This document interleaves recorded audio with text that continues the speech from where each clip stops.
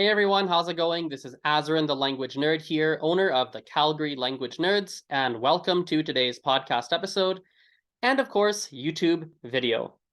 Today, I would like to answer a question that I received from an actual Calgary Language Nerds student.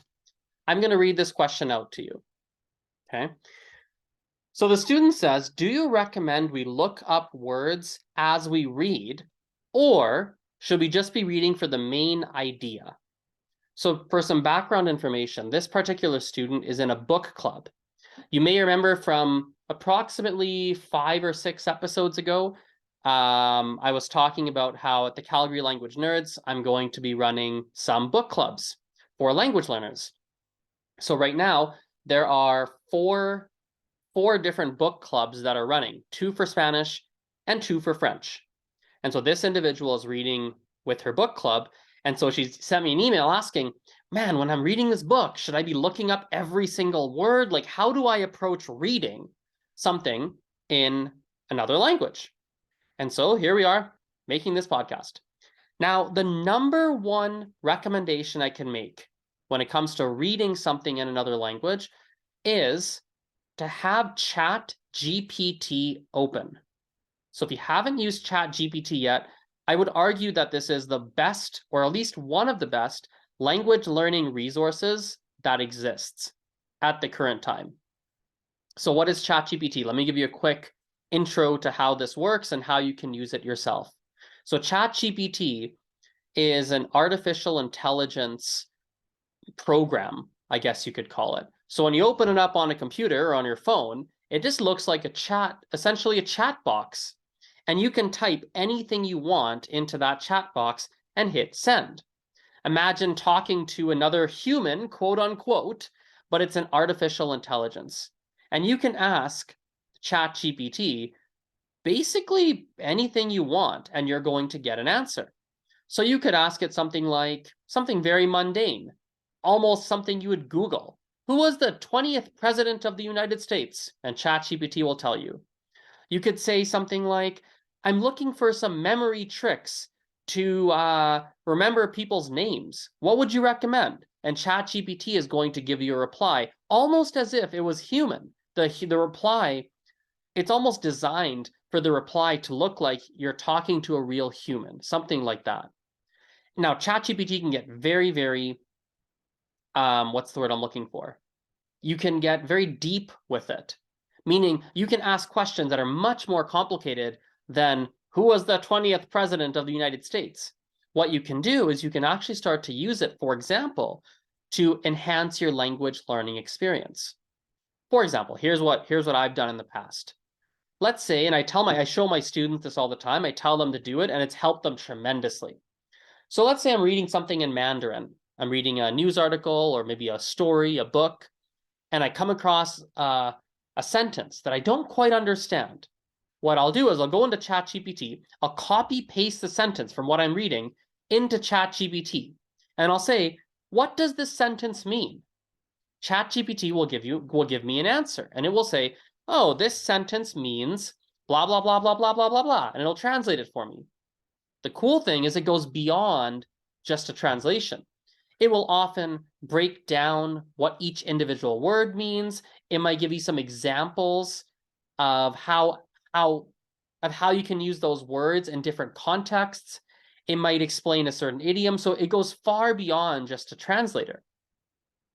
The coolest part, at least for me with ChatGPT, is not only does it explain what a sentence, a word, or a phrase means, you can even take a whole paragraph, really. Not only does it explain it to you, but you can then have a conversation with ChatGPT almost as if it was a private tutor or private teacher. So for example, let's go back to my Mandarin example that I gave earlier. I type in some phrase or copy paste a sentence and I go, I don't know what this means. What does this mean? ChatGPT explains it to me. Let's pretend that I now have a follow-up question, meaning I sort of understood the reply, but maybe I don't understand the grammatical usage of one particular character. Well, I can tell ChatGPT, I understand what you're saying, but what's the grammatical usage of this particular character? And ChatGPT will tell me.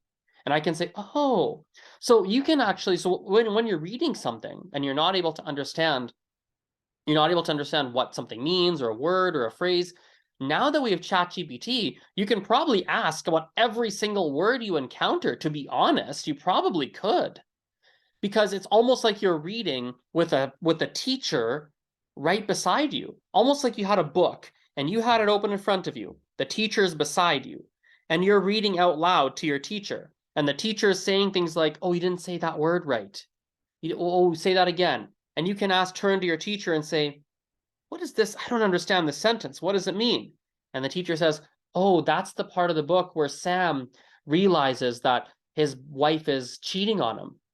Wait, and you can turn and look at your teacher and follow up and say, "What do you mean cheating on him? What part of the sentence means cheating?" And the teacher would say, "Oh, you see this word here? That word means, that's the word we use for cheating." And you can look at the teacher and say, "There's a single word for cheating on someone? There's like one word for it?" Teacher says, "Yeah, there's one word for it." And you can then say, "Oh, interesting. In English, we have to say cheating on. We don't just have one word." And the teacher says, "Yup, well, in our language, we have this. We also sometimes say this phrase." So that conversation you'd have with a real life teacher directly beside you, that conversation you would have, you can have that with Chat GPT. So reading something with Chat GPT open on your computer at the same time, it's like reading something with a native speaker directly beside you. And if you had a native speaker beside you and you're reading together, you probably would ask what every word, every phrase. You would just ask because they're right there. You know, when I was, this is way back when I was in high school, I went on a French exchange trip for 3 months. I also had a French exchange student live at my house for 3 months. I remember my French exchange student was trying to read, I believe it was Harry Potter. And he would sit beside my mom, and my mom would help him. They read together. And he would ask all sorts of questions. Lots of questions about words he didn't know, how to use this word, what does that phrase mean? He would ask things like, "Oh, with this word, could I say something like this with that word? Would that be correct?" So he's checking his grammar, and it was really helpful for him. In fact, one of my current students now reads with her husband. Her husband helps her with her reading and her writing quite often, and it's very helpful for her. It helps her expedite her progress. So as a summary, if you're reading something and you're struggling to understand what something means, well, you should have Chat GPT open, and you can talk to quote unquote, text or type with Chat GPT, and you can ask it all the questions you have as you're reading. And if you don't understand its reply to you, you can tell it. You can actually say, "Hey, Chat GPT, I didn't understand that answer. Could you clarify? What do you mean when you said this?" Almost like it was a human, almost like it was a teacher that was there to teach you. So that's the recommendation I would give. Now, a few small caveats. For any language that's not widely, I don't want to say not widely spoken, but there are some languages that are more commonly learned than others.